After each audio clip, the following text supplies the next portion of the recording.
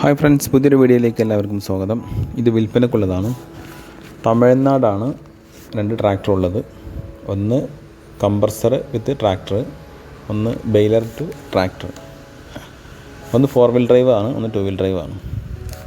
2017 മോഡലാണ് 2 ട്രാക്ടറും.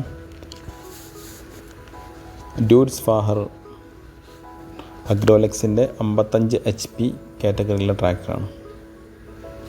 താല്പര്യമുള്ളവർ വിളിക്കുക. 83 44 44 99 98 8344449998. Power steering, oil brake, reverse PTO, dual clutch,